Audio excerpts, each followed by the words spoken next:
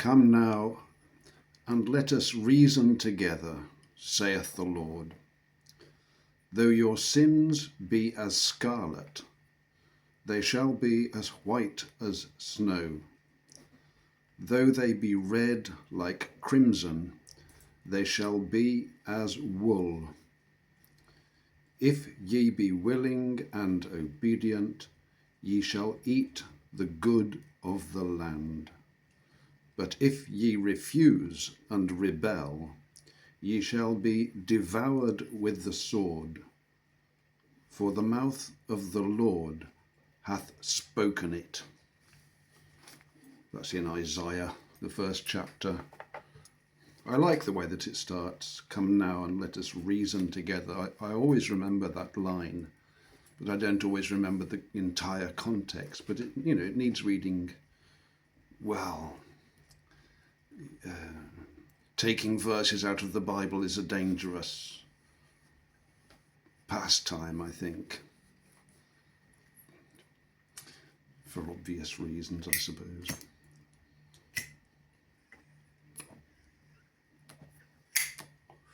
But I'm interested in the restoration process that we're looking forward to and what it will look like and what it will result in. It's just speculation, really. I'm not claiming any scriptural support, although I think there is scriptural support for restoration, of course. But what will it look like, a restored England, a restored New England, a restored New South Wales?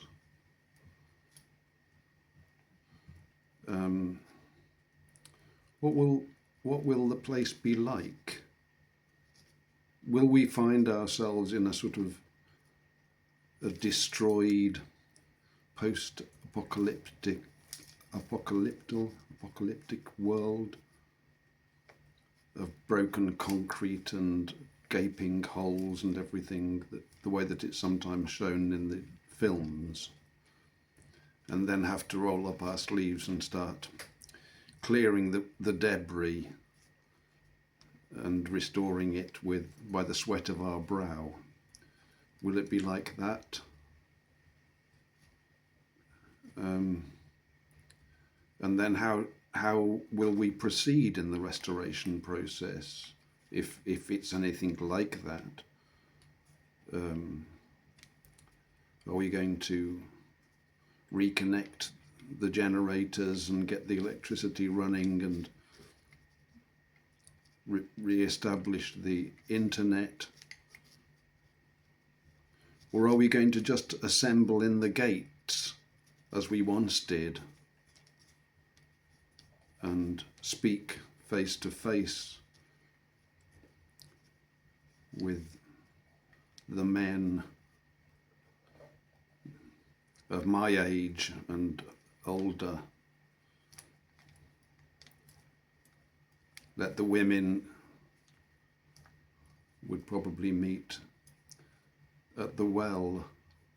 It's quite a common meeting place for women. I saw this in Italy, an older sort of society in the mountainous areas and the poorer areas. There were still women assembling at a well, or what would be used as a laundry, an open-air laundry. It's a very beautiful thing to see. A series of covered pools, this sort of thing,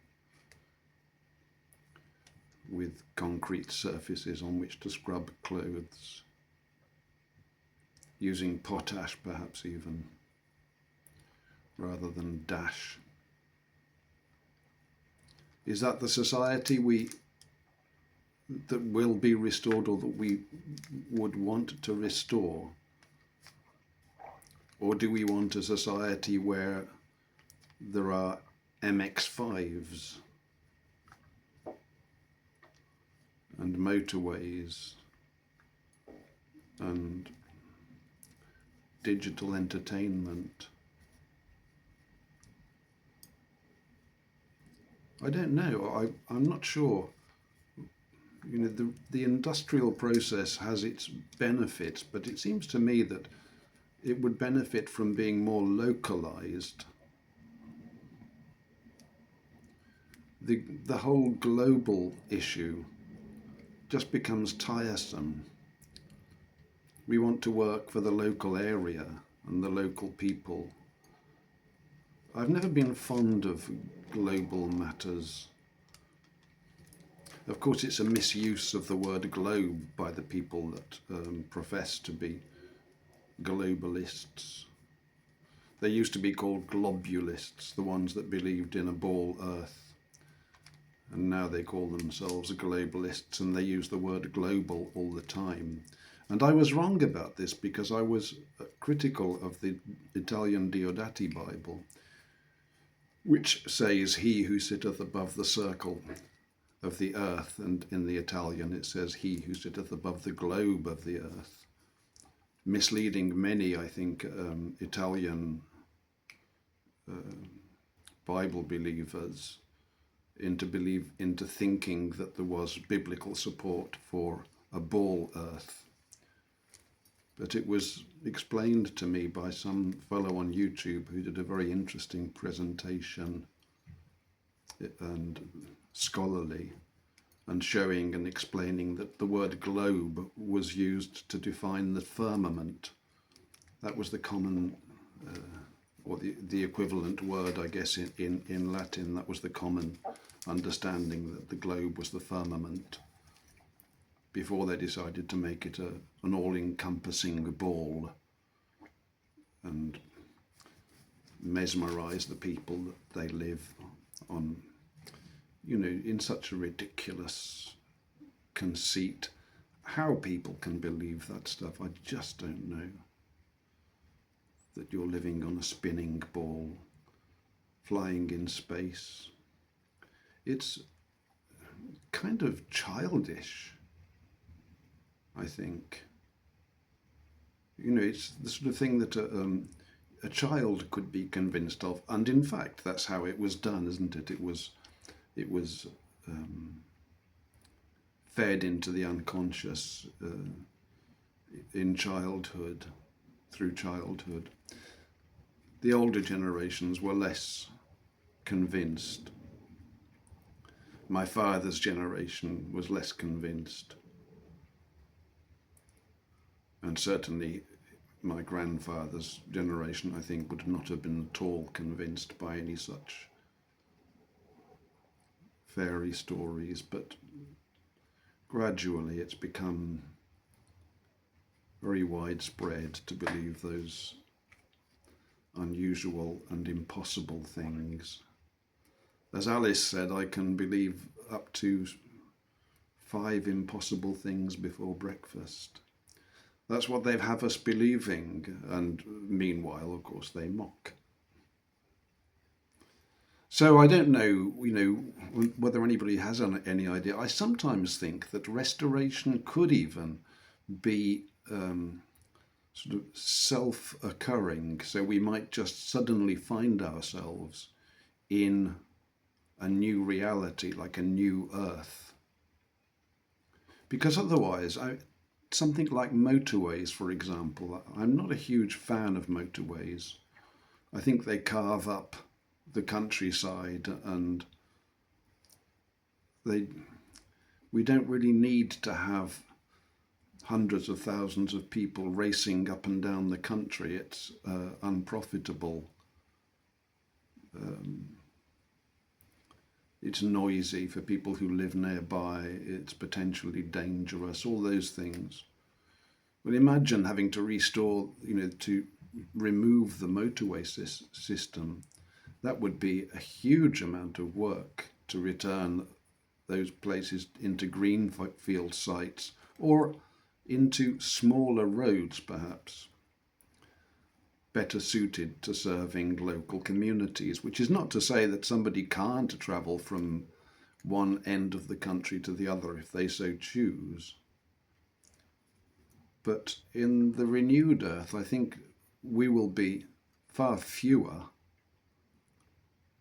and perhaps our volition will be changed by having a land of plenty and great beauty within our own gardens, without having to necessarily travel for thousands of miles. Although I don't think there would be any impediment to it. Of course, if we have access to a measure of industry, but you can make cars, for example, as a cottage industry almost. Most things, why do we have to import galvanized steel buckets from China? We had a very advanced steelworking industry in Britain,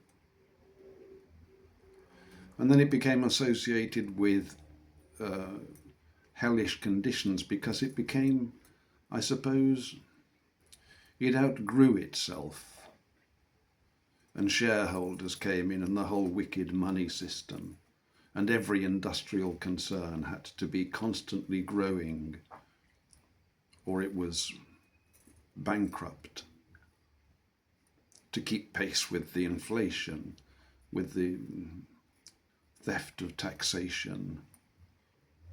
But in a just, godly society, you wouldn't need to do that. You would just produce what you could produce with your own labour and the labour of your friends or your family. And that would be sufficient. It would be a beautiful world. Imagine that you could travel if you were wealthy and find unique artifacts in every town that you visited, as used to be the case, in fact. You find the local goods in the local area, and people, it's the economic system and our greed and our pride that have led us astray. But we're promised, aren't we, a land of plenty and goodness. So what will it be like? Will we just wake up one morning and suddenly we'll be in a far more rural setting, and we won't register it? Maybe that will be a memory, and we'll just come out of the door and we'll find that we live surrounded by sheep and cattle and great beauty and great peace and tranquility and beautiful maids assisting us aged fellows and chattering children. Will that just suddenly occur? And God can do what he wants. The old buildings, we're not sure how they were made, are we? Maybe they were just brought into existence by the power of the Almighty. I was thinking about this in relation to Bezalel, who was the fellow that made the Ark of the Covenant, along with some other man whose name I can never remember. There were two involved in the project. And the Lord put the knowledge in him how to make this. And I would imagine it would have been an absolutely perfect piece of woodwork and metalwork. And I think it also had jewels and sockets. It would have been a tremendous piece of creative work of the utmost perfection. And when you think about it, they're in the desert, and Bezalel, he's got no power tools. To have enough woodworking tools and metalworking tools to do something like that, you would need a fair amount of kit, I suppose,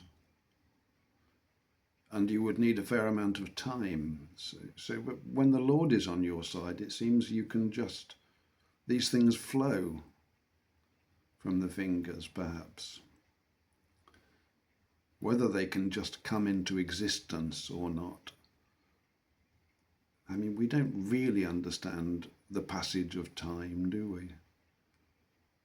You think you've done it yourself, and then you look, and there it is, and you suddenly understand, well, I was participating, but it was the Lord that did it. God bless this day.